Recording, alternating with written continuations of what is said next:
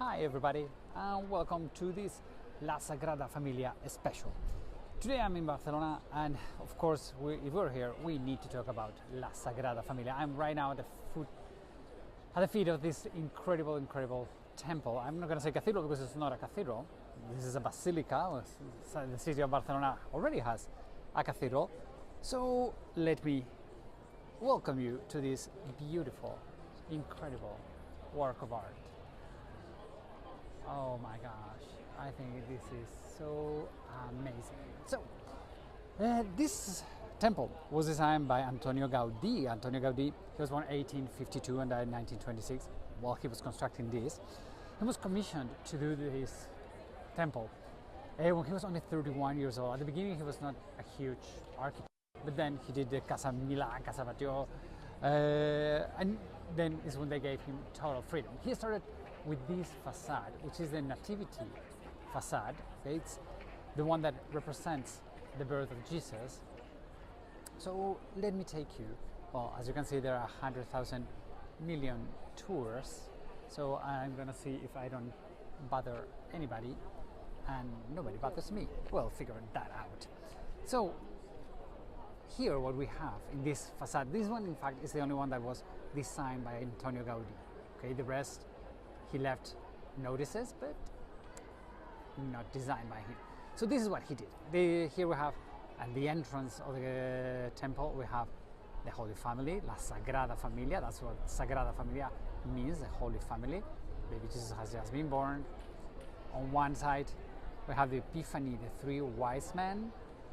If we go a little farther, on the other entrance, what we have there, it is Jesus Christ, Holy Mary, and Joseph on a donkey running away because it's going to be the killing of the innocents. That's what we represent over there.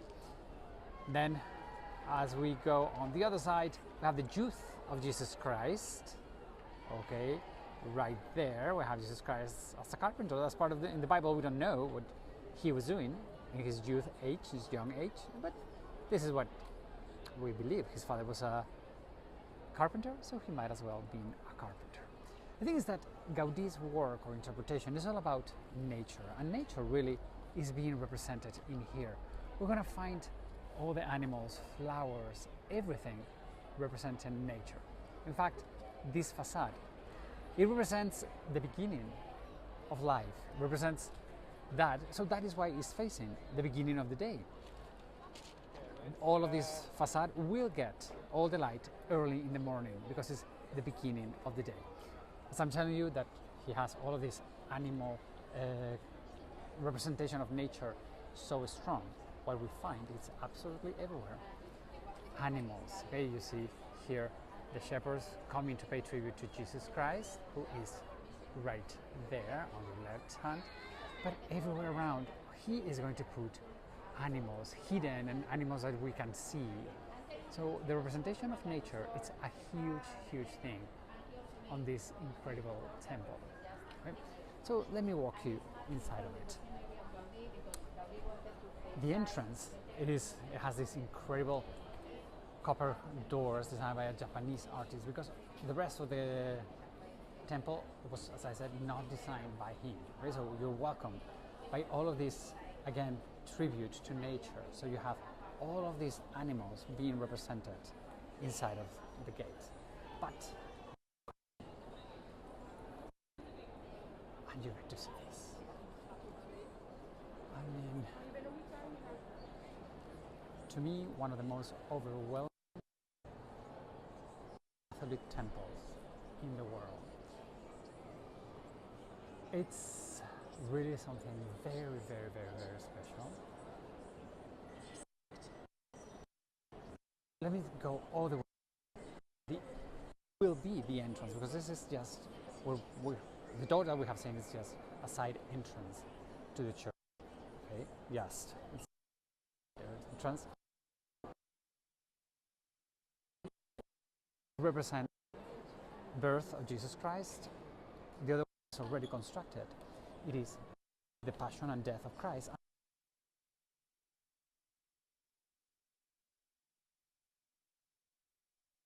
Resurrection. Okay, so different moment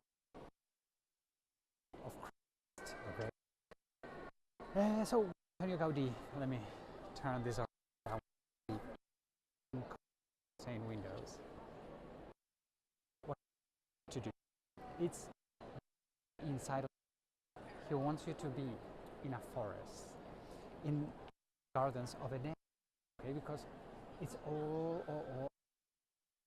understands that the best creation that God made, it is nature. So what we have here is this incredible stone forest made of all of these incredible stones, and the stained windows that I think the ones on this side, they represent the light blue and green, which is much more cold, but of Christ, which is the end of the day, the colors go into reddish oranges. Okay. It resembles, one is the spring, the other one is fall. So really it's something magnificent. Okay. Connection here, unfortunately, is not the best in the world. So what else can I tell you? One of the things that Gaudi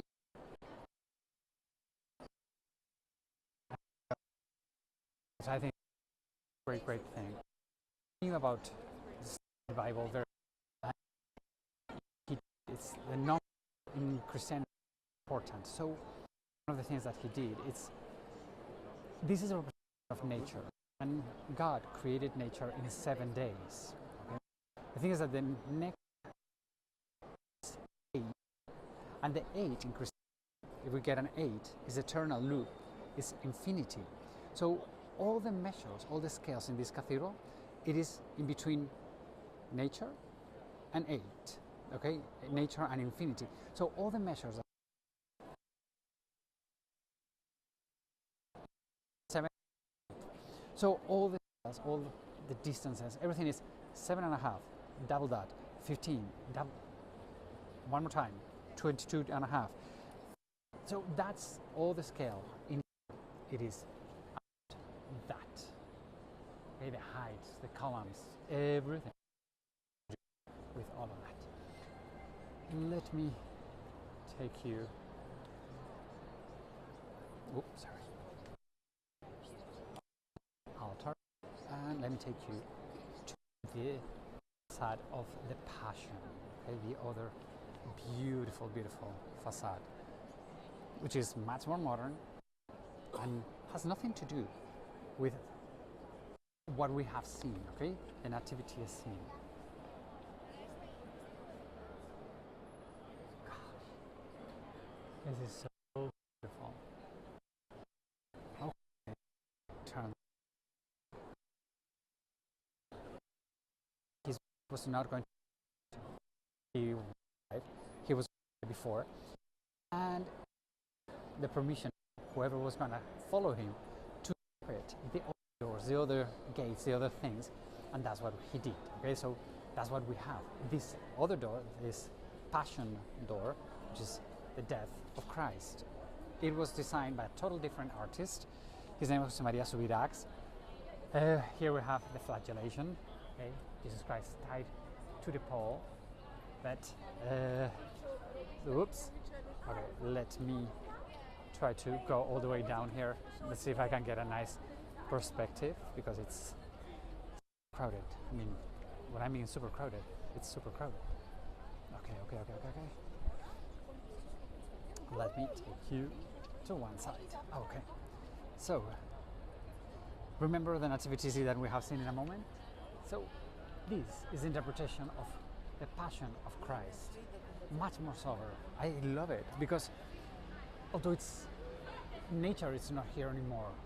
Why? Because Jesus Christ has died. So all the interpretation is much colder, and it's very set, it's very strong and powerful. And also, José María Subirachs, who's the one who designed this, he was born in 1927, the year after Gaudi died, and Jose Maria Subirats died 19 years ago. 10 years ago, in 2014. He also really understood the Bible, and here what we're going to find, all the sculptures are representing the last part of Jesus Christ's life. We start here on the left with the Passion, with the Last Supper, sorry. Okay. Then as we go over here, let's see if we don't bother. I don't know if you get to see that there's two people kissing. That is the betrayal of Judas. Okay. Well, one thing that I love. Let me see if I don't bother anyone. Okay. So all the way, that is the betrayal of Judas. That is square with all of those numbers. If you add them one side to the other, up, down, all of them, they add up to 33. Again, the numerology in Christianity. 33 is the age where Jesus Christ died. Okay. Then we go all the way up, and we have Jesus Christ crucified. It's a very modern interpretation because he doesn't have a modesty cloth. He's totally naked. Okay. Under him, under Christ, what we have is the Veronica. Okay. The Vero icon. She's the one that would clean the face of Jesus Christ, and it was printed in her cloth. On the left, on her left, which is our right, we have Jesus Christ carrying his cross. And something I love, you see those two Roman soldiers? Well, the gentleman on the left is a portrait of Antonio Gaudi. Jose Maria Subirats, he did a tribute to the big master, which I think is beautiful.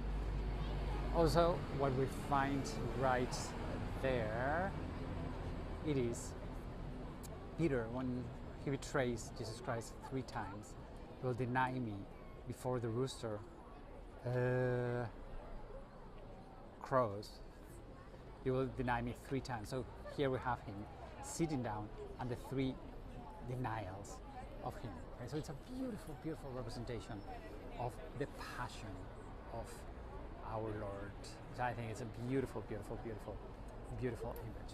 The thing is that the cathedral, this is not it, because we still don't know how the facade will be. It will be in that area, and we don't know yet. Imagine how much we don't know, that we don't even know who will be the next artist to get to do this. So really an amazing cathedral temple under construction, worth coming to visit. Let me see if I can take you all the way up. Look at that beautiful image of La Sagrada Familia. I just love it. Well, my friends, hopefully you have enjoyed this vision of La Sagrada Familia. I could not talk very loud because it's a temple and there's people praying, although there's a lot of tourists today in Barcelona. It's a beautiful day. Thank you so much for joining in. Please share this video if you have liked it. So I told you I'm going to be all 15 days going on, trying to broadcast as much as I can from all the cities I'm going to be in. Tomorrow I will be in Madrid. I don't know if I'll have time to broadcast something or not. The next day, for sure, I will. Please subscribe to my YouTube channel, travelingstep.es, or even better, why don't you send me your email so I can keep you up, give you all the information, what I'm doing, what I'm up to. It would be amazing. Everybody, have a wonderful Sunday. Have a great week, and I'll see you on the road. Adios, amigos.